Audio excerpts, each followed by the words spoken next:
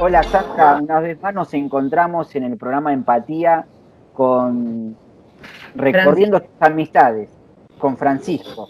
Contanos un poco quién es Francisco, cómo llega a cruzarte en tu camino y vi que tiene un currículum inmenso. Contanos un Sí, poquito vos. impresionante. Tiene una trayectoria. Mira, año 83. Ese fue el año en el que se cruzó la mediación en su camino. En ese Mirá, momento, él conoció al Papa Juan Pablo II, que actuaba como mediador en el conflicto entre Argentina y Chile. Tenía en ese momento un cargo político y se entusiasmó con esa idea. Por lo menos mirá, esto es lo que a mí me llegó. Y creo que de ahí siguió hasta el día de hoy. En el 93 participó como miembro del proyecto piloto de mediación para el Ministerio de Justicia. Fue fundador de la fundación, fundador y presidente de la Fundación Mediadores en Red, de la cual tuve el gusto de pertenecer durante varios años. Y bueno, ¿y cómo fue fue representante del Centro Carter para Venezuela, para Colombia, para Ecuador, para Bolivia? Y hoy en día forma parte de la ONU. Es un asesor senior, mediador y asesor senior en la ONU. qué presentación, Francisco, ¿eh?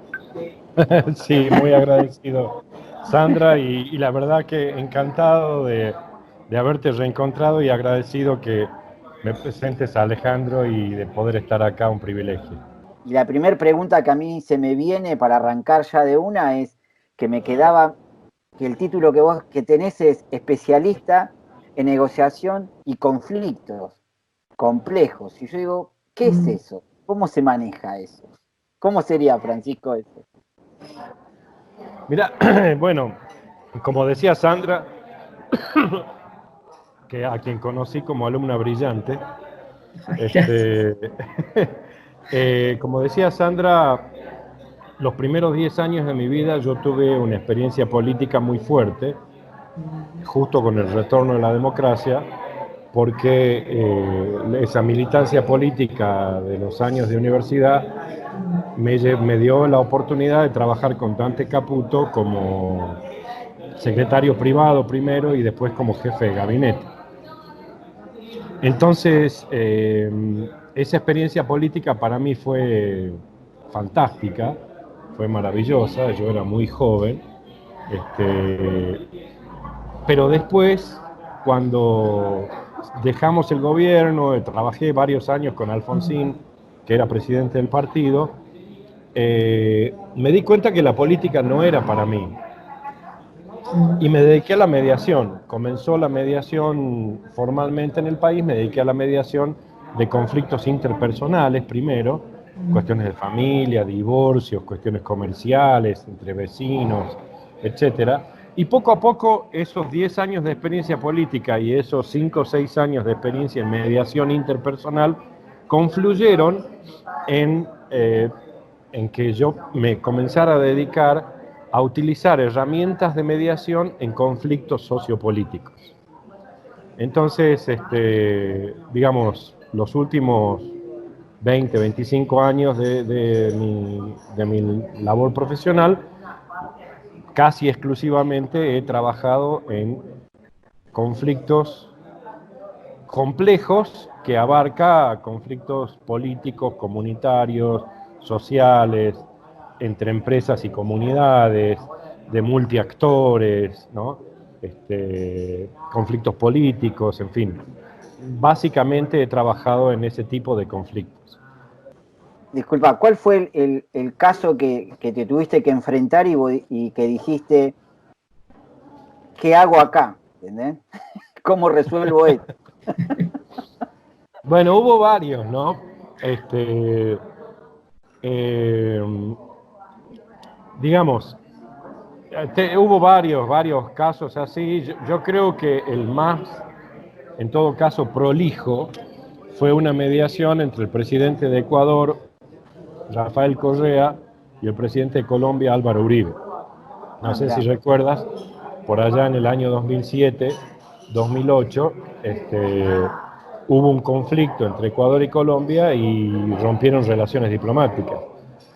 Fue uno de las pocas situaciones en los últimos años, yo creo que casi la única, en el que dos países de América Latina de la región rompieron relaciones diplomáticas. Claro. Y yo había armado esta iniciativa de diálogo porque dije, Correa acaba de asumir, es un presidente carismático de izquierda, Álvaro Uribe estaba en su segunda presidencia, es un presidente carismático de derecha. Estos dos países tienen una frontera más complicada que la que hay entre Argentina, o la que había entre Argentina y Chile. Es una fórmula para que haya conflicto. Claro. Y entonces, previniendo ese conflicto, había armado un ejercicio de diálogo que tenía 4 rondas. Llegamos a hacer las 2 rondas y hubo el bombardeo y se rompieron relaciones. Como ya estábamos en ese ejercicio de diálogo, Carter llamó a los dos presidentes y les dijo, ¿quieren ayuda? Ellos le dijeron que sí, y entonces me mandó a mí a hablar con los dos gobiernos, y fracasé 3 veces. Hay un informe publicado en línea, que si querés después te lo paso, si a alguien le interesa, lo puede ver, ahí está prácticamente toda la historia. Fue una historia muy linda y muy desafiante, las reuniones con Correa y con Uribe. Ahora, Muy... recién dijiste algo que yo lo subrayé cuando dijiste fracasé 3 veces. ¿Qué pasa Sí. en el medio de eso, en el mediador? Porque vos estás poniendo un montón de vos y vos te das cuenta que, como vos dijiste vos, fracasé, volvés a fracasar. Digo que, ¿qué debe pasar por dentro tuyo, no? Bueno, lo primero y lo más importante es darse cuenta de que fracasar una vez o 2 veces o 3 veces no es suficiente motivo para dejar de persistir. Bien. Lo primero. Lo segundo es que si fracasé una vez y me dejaron intentar la segunda vez, fracasé la segunda vez y me dejaron intentar la tercera vez y finalmente la cosa funcionó, es que no lo hice tan mal. Claro. Porque, digamos, fracasé quiere decir que no se logró hacer un acuerdo, pero las partes no perdieron confianza en mí como mediador, ¿no es cierto? Y me permitieron seguir trabajando y seguir intentando y finalmente lo logramos, ¿no? Sí, sí. Pero también es un trabajo interior tuyo, ¿no? Bueno, eso es súper importante porque si hay algo que como mediador uno tiene que saber controlar, y saber, no controlar, digamos, tiene que estar trabajado, es el ego, ¿no? Claro. Porque en realidad yo estoy como un asistente de los que tienen el conflicto. ¿No? Y los que toman decisiones son ellos, mucho más los presidentes. En la mediación interpersonal, el mediador tiene como una especie de posición en donde debe cuidar que su palabra no termine opacando la capacidad de decisión de las partes, porque los que tienen que decidir son ellos. Lo que sucede algunas veces es que si el mediador hace propuestas o hace sugerencias, las partes por ahí aceptan lo que el mediador propone y termina siendo un acuerdo del mediador y no de la parte, o una decisión del mediador y no de las partes, porque se transfiere el poder de decisión de las partes al mediador. Como que jugás en la cornisa ahí, digamos, estás en el límite. Claro, pero cuando uno trabaja con presidentes, los presidentes no ceden nunca su poder de decisión. Claro. Claro. Acá yo soy el único. Aquí surgía una pregunta, leyendo tu página, Francisco, ¿cómo podrías definir el trabajo con presidentes? Claro. Vos sabés que es muy gracioso porque en un momento se hizo el Congreso Mundial de Mediación acá en Salta en el año 2011, por ahí, o 2012. Y entonces me pidieron que haga una presentación y me dijeron, ¿por qué no haces alguna cosa fuera de lo común? Y entonces dije, bueno, puedo contar mi experiencia de trabajar con presidentes.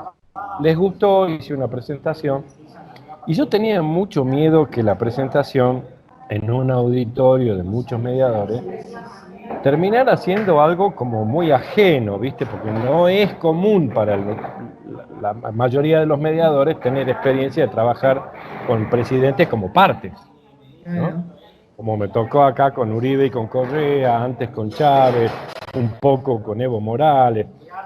Después, posteriormente, hace menos tiempo, estuve trabajando un poco con Santos y con la FARC. O sea que tenés un abanico de presidentes muy interesante como para poder sacar conclusiones.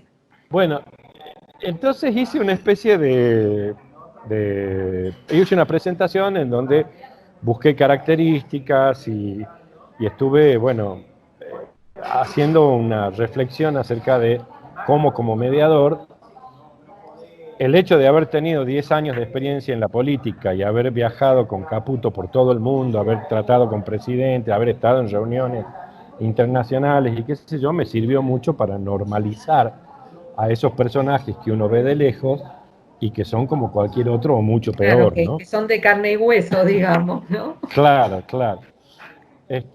Y yo tuve la oportunidad de trabajar muy de cerca con dos presidentes para los cuales trabajé, de los cuales aprendí muchísimo y a los que adoré, que fueron Alfonsín y Carter, ¿no? Dos seres humanos increíbles. Entonces ese temor reverencial en general no lo tengo, digamos, de trabajar con los presidentes. Pero bueno, hice una serie de análisis de las características y qué sé yo. Cuando terminé, se me acerca una chica y me dice: ay, doctor, no sabe qué útil su presentación, porque yo trabajo con conflictos escolares y los directores de escuela son igualitos a los presidentes. Y los de empresas deben andar por ahí también, ¿no? Entonces, ¿sabes? Claro, ¿sabes qué? Sí, es tal cual. Todo el que está en una posición de poder tiene ciertas características y vos como mediador tenés que saber navegar ahí. Claro. ¿Y cuáles podrían ser esas características? Contanos 2 o 3. Bueno, primero que, por supuesto, hay que escucharlos. ¿No? Tengo una anécdota divina de cuando trabajamos con Chávez y yo invité a William Ury, que es un profesor de Harvard, experto en negociación, muy amigo, muy brillante, pero que no habla español. Conseguimos una reunión con Chávez, después de una serie de cosas, y entonces comenzamos la reunión y Chávez, bueno, ustedes saben, le encantaba hablar muchísimo. Entonces Chávez hablaba y hablaba y hablaba y la intérprete que estaba al lado le toca la pierna y le dice: déjeme que le interprete. Bueno, entonces la intérprete comienza a interpretarle a Uri todo lo que Chávez había dicho en inglés, como 3 minutos hablando el intérprete, y Chávez miraba para todos lados, miraba para abajo, miraba para arriba, lo miraba a Uri, lo miraba al intérprete. Bueno, hasta que le tocaba, hasta que terminaba el intérprete, y entonces de nuevo Chávez, y de nuevo la cosa, y pasa 2 o 3 veces, ¿no? Hasta que Uri la mira a la intérprete, le hace así y le dice: entiendo. Y entonces le fija los ojos a Chávez, y Chávez le hablaba y le hablaba y le hablaba, y él hacía: ajá, Y yo lo miraba a Uri, lo miraba a Chávez, y digo: no entiende nada de lo que le está diciendo.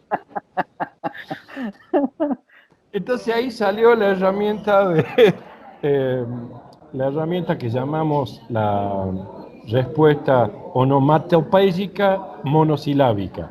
Claro. Sí. No. Claro. Y Chávez estaba encantado porque el tipo lo escuchaba con mucha atención, ¿viste? Y aunque no entendiera nada, asentía a prácticamente todo y estableció una relación ahí que, bueno, fue muy útil después para muchas cosas. Pero, entonces, primero que nada hay que escucharlos. Segundo, hay que mostrarle que podés ser de utilidad. ¿Sí? Que le podés ser útil. ¿no? Y tercero, ser creativo, porque ellos están esperando poder, o sea, lo maravilloso que tiene la política es que moldea la realidad. Las decisiones políticas moldean la realidad. Entonces, el máximo responsable de la política tiene máxima responsabilidad en cómo se va a moldear la realidad. Y muchas veces no tiene idea cómo hacer para que esa realidad sea menos mala o menos negativa o o menos amenazante, ¿no? Entonces muchas veces la mirada de afuera del mediador le puede ayudar al político, sobre todo si es una mirada que no es dependiente de él, porque la otra cosa que pasa con los políticos tan muy alto es que nadie les dice ninguna cosa distinta. Que no, claro. Claro, nadie les dice ninguna cosa distinta a la que dicen ellos, por temor a que se enojen, ¿viste? Entonces, un tercero que viene con una cabeza distinta, y con un discurso distinto y con una manera de mirar diferente y con un nivel de independencia razonable, le puede ser muy útil, ¿no? Le puede ser muy útil. ¿Y ellos lo aceptan a eso? Bueno, a veces sí, a veces no. Depende cómo lo vean. Yo le hice una propuesta. Me sale Claro, decir mirá, de cuán útil le seas. claro, de cuán útil ellos se entiendan. Mira, una vez, cuando comencé a trabajar con Correa y con Uribe, bueno, la otra cosa que pasa es que habitualmente ellos tienen un discurso muy cerrado, ¿no? Entonces hay una herramienta que utilizamos los mediadores que la describe muy bien Sarah Koch, que es desestabilizar la narrativa. Entonces el presidente viene con un discurso muy cerrado y vos tenés que encontrar manera de desestabilizar ese discurso para que se abra y para que esa narrativa pueda incorporar cosas nuevas, ¿no? Entonces yo estaba hablando con Correa y él me decía que Colombia esto, que Colombia aquello, que yo no voy a permitir, que yo defiendo la dignidad del Ecuador, porque qué sé yo, patín patán. Y yo lo miro y digo, bueno, vamos a intentar ponerle una imagen de sí mismo distinta. Entonces le digo, presidente, no me va a decir a mí lo que es tener que negociar con un vecino desagradable. Yo formé parte del gobierno de Alfonsín y tuvimos que negociar la paz con Pinochet. Uribe, mal que mal, es un presidente electo. Pinochet era un dictador militar. Pero mi presidente era un hombre de Estado y supo perfectamente que tenía que tragarse el sapo de negociar la paz con Pinochet para poder consolidar la democracia en Argentina. Porque había innumerables problemas adentro del país de los cuales el presidente se tenía que ocupar, ¿no es cierto? Entonces cerrar un frente externo fue una acción de Estado. Y el tipo me miró porque le estaba diciendo a él, ¿para qué tenés abierto un conflicto con Uribe cuando tenés tantas cosas de las que te tenés que ocupar adentro de Ecuador? Claro. Un buen estadista no se pelea con el vecino, sino que se ocupa de arreglar los problemas adentro, ¿no? Y le pegó. Y entonces ahí abrió y me dijo, bueno, usted lo va a ir a ver a Uribe, ¿no? Bueno, quiero que le diga bla, bla, bla, y me mandó un mensaje positivo para Uribe, que abrió una línea de negociación, claro. Es parte como lo que el nombre del programa que se llama empatía. En un punto tenés que hacer empatía con ellos como para poder entrar, como vos decís, y enfrentarlo a una realidad, porque como viste que uno de acá abajo, digamos, donde estamos nosotros, siempre creemos que los de arriba viven en una burbuja o que están en otro planeta y no ven la realidad de lo que está pasando abajo. Y quizás tu lugar, al enfrentarlo vos, que vos, como vos decís, venís desde otro lugar, venís desde afuera, en otra posición, vos los podés enfrentar. Ahora, una de las preguntas que más me llama la atención, no, que me gustaría hacerte es, porque vos no te enfrentás con personas, como vos decías hoy, en una mediación yo qué sé, una sociedad, de un matrimonio. Estás con gente poderosa, ¿eh? Y que vos sabés que lo que vos estás ahí, a la vez estás haciendo historia con todo. Sí. Y cuando vos te enfrentaste con Chávez, que hoy estábamos hablando de eso, en el 2012, en ese conflicto, no fue algo fácil, me imagino. No, para nada. No, para nada. Y la relación con Chávez mi relación personal con él tuvo momentos muy duros, muy duros. Fue una muy buena relación, pero con momentos muy duros. En un momento determinado yo le dije a mi jefa del centro Carter, mirá, me tengo que ir. Me tengo que ir por unas semanas por lo menos, porque tengo que oxigenar un poco mi presencia acá, porque estoy seguro que el presidente está muy enojado conmigo. Porque yo había tenido una conversación con el presidente de la Corte Suprema y le había dicho que me parecía absolutamente inconcebible una decisión que habían tomado que eliminaba 1,5 millones de firmas pidiendo el revocatorio contra Chávez, ¿no? Como tenía mucha confianza con el presidente de la Corte Suprema, le dije, usted es abogado y yo también, los dos sabemos que eso es una barbaridad jurídica, que no tiene ningún sustento. Y Chávez estaba enojadísimo conmigo porque yo le había dicho eso al presidente. Francisco, ¿y cuáles fueron, para sostenerte con todos estos personajes, como dijo Ale, tan poderosos, cuáles fueron tus apoyos, tus anclajes para poder sostenerte? Y sostenerte entero, ¿no? Porque te deben haber puesto presión, no se me ocurre. Sí, vos sabés que la verdad es que hubo un momento en el que yo tuve la certeza que necesitaba otras herramientas para poder seguir trabajando, ¿no? Un momento en el que entré a un cierto palacio presidencial y tuve como así la certeza que desde ese lugar se habían ordenado muertes, asesinatos. Y me recorrió un escalofrío y me di cuenta que estaba metido en un contexto en el que yo necesitaba mucho más fortaleza Que también espiritual. la familia debe estar jugando un papel importante al lado tuyo en esto, ¿no? Fundamental. Bueno, tengo una esposa maravillosa que es coach, como Sandra, que además es una healer. Ella es terapeuta, pero es una curadora. Hace bioenergética, hace, ¿cómo se llama? Biodecodificación. Biodecodificación. Ah, mirá. Yo me preguntaba mientras te escuchaba, ¿qué aprendizajes te va dejando tu carrera para tu vida y para tu profesión? ¿Qué me va dejando para mi vida? Mucha satisfacción. Y sobre todo, como decía Alejandro recién, uno va aprendiendo a distinguir lo importante de lo secundario, ¿no? Sí. Mira, hay una cosa que estoy aprendiendo, yo creo que estoy aprendiendo, que es pasar del paradigma del éxito al paradigma del cuidado.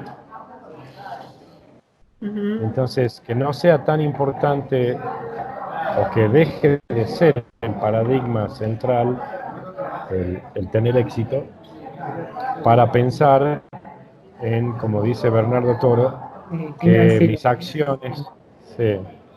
mis acciones estén más orientadas por la decisión del cuidado personal, del cuidado de mi entorno y del cuidado del planeta, en coherencia, ¿no?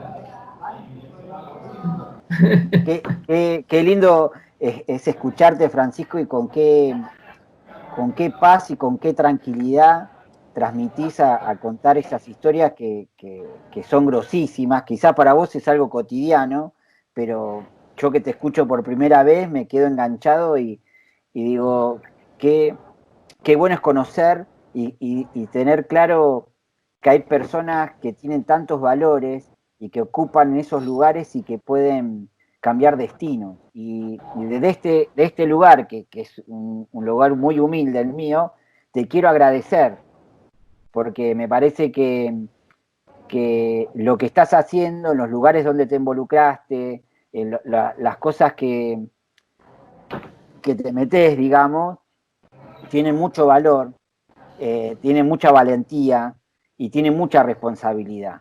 Y yo te quiero agradecer por eso. Muchas gracias. Mira, tuve mucha suerte, sobre todo porque tuve maestros maravillosos, ¿no? La verdad es que yo soy un agradecido a la fortuna de los maestros que tuve, ¿no?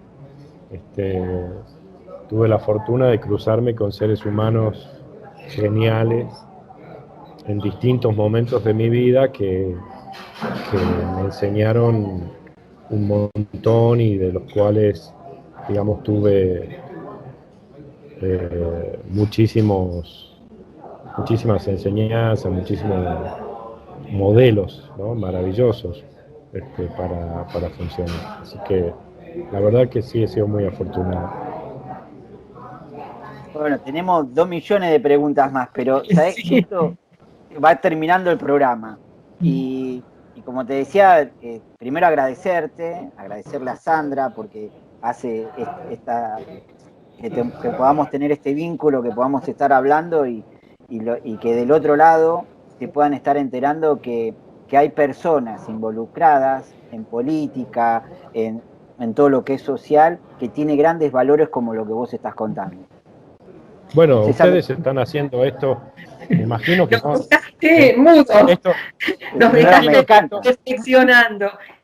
No, pero es que me imagino que esto que ustedes hacen no es para hacerse ricos. No, ustedes también están haciendo esto como una especie de sacerdocio en donde le pusieron el título Empatía a este programa porque están buscando esas cosas que ustedes valoran adentro de las personas con las que hablan, ¿no? Empatía, que es el programa el nombre que Ale le puso al programa es, si yo no vibro con vos y no te comprendo en tu mundo, y no me vas a dejar entrar, aparte vamos a estar hablando chino y japonés. ¿No? Esto que dijiste de Uri fue hacer rapport. La humildad, desde donde uno escucha al otro. Entonces, es como que hay mucha gente que quizás no se suba a esto, pero hay un montón de personas que sí están como mirando desde este lugar. ¿Sabes que hace poco un amigo que está en Barcelona, que dirige el máster de mediación allá en la Pompeu Fabra, me dijo que quería que hiciéramos una conversación sobre negociación? Le dije que sí, y después me mandó el título de la negociación pro-self y la negociación pro-social, ¿no? Y dice, quiero que discutamos de esto. Y sí, bueno, me costó entender la negociación pro-self, que es la negociación para mí mismo, digamos. Tal cual. La negociación pro-social, que es una motivación social. Y comenzamos a hablar y se dio un diálogo bien lindo. Y yo le decía, mira, le digo, yo la verdad es que no hay ninguna negociación que sea solo pro-self o solo pro-social. En realidad, cuando uno negocia con alguien, sobre todo si ese alguien, como me ha tocado negociar a mí un montón de veces, es tener una posición de liderazgo, ¿no? Se mezclan las dos cosas, sus intereses personales, egoístas, y sus intereses como representante de un conjunto, de una comunidad, representante de los indígenas, representante de los gremios, representante de la sociedad civil, de la guerrilla, del gobierno, ¿no? Es como si fuera una moneda que empieza a girar y en un momento determinado gira a tal velocidad que las dos cosas son una sola. Y en realidad eso me llevaba a pensar que también estamos en un proceso de evolución en el que estamos pasando por lo menos en el campo de la negociación, de esta noción de interdependencia que es tan importante en la negociación, como vos decías recién, entrar en el mundo del otro y que el otro se abra para entender su mundo y poder ayudarlo desde ahí, a darnos cuenta y ser conscientes de la unidad, de que todos estamos vinculados. ¿Y qué sería como que en la mediación, qué sería? Que los dos tienen que ganar, ¿no es cierto? Bueno, ese es el principio básico, ¿no? Sí, Pero sí. ese es el principio básico. Pero en realidad, la manera en la que a mí me gusta mirarlo es que los dos tienen una gran oportunidad de superación, ¿no? De ser mejores y de hacer mejor. Sí. Bueno, Francisco, te agradezco, la verdad, con el alma, y gracias, Sandra, por darme la oportunidad de conocerlo, porque, nada, son personas que llenan el alma, de verdad, escuchar. Totalmente. Y llegó a ser a la pandemia reencontrarnos y poder tener esta charla, Francisco. Y gracias, Ale, a vos también por generar este espacio. No, la verdad Sí, que se logra empatía, digamos. Totalmente. Un nombre excelente para el programa. Qué Sí. bueno. Es tu propósito, ¿no? Es así. Muy bueno. De verdad, Muy bueno. gracias, Francisco. Un gusto. Francisco, El agradecido soy yo y los felicito de que ustedes generen este espacio, que son ustedes que lo generan. La entrevista que gracias. tuvimos con Francisco, la verdad que me quedé con ganas de seguir escuchándolo y lo que transmite, ¿no? Sí, cuánta paz, ¿no? Cuánta paz, cuánta humildad. A mí también me quedé encantada con esta charla y hubiera seguido horas escuchándolo. Sí, aparte, como lo que hablábamos, hace un trabajo de hormiga silencioso, donde ocupa un rol muy importante y no sale en ningún lado después. Bueno, yo digo que los mediadores son constructores de puentes. Ahí donde el diálogo se cortó, ellos van y, como decís vos, con ese trabajo silencioso de hormiga, van construyendo puentes, van permitiendo de que las personas se puedan escuchar de una manera diferente y que puedan hasta trascender sus enojos para ir a visitar un rato el mundo del otro. Y maravilloso el trabajo que hace. Y ahora, empático eso. Y cómo uno aprende al escucharlo, y porque uno cree que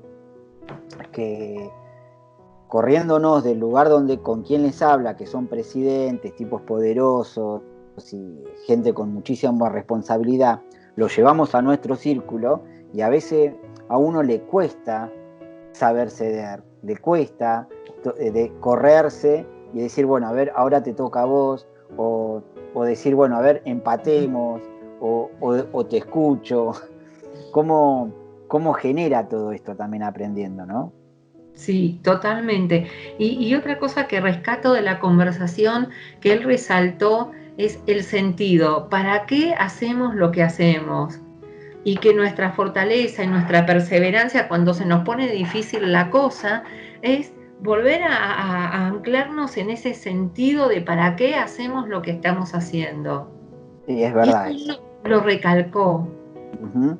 Y bueno, una vez más te quiero agradecer, Sandra, por hacer estos puentes y conocer a estas personas que nos llenan tanto, porque la verdad que uno aprende y empieza a valorar al otro, ¿no? De esos trabajos que hacen, de lo importante que es el coaching, lo importante que es saber mediar, lo importante que es reconocer para qué uno está acá, que no es comerse el mundo, no es llevarse por delante todo, sino saber que hay un sentido y que yo tengo que hacer empatía con el otro y saber decir, loco, te escucho hoy, ¿qué te está pasando? Y esto es lo que estamos sacando de todos estos programas.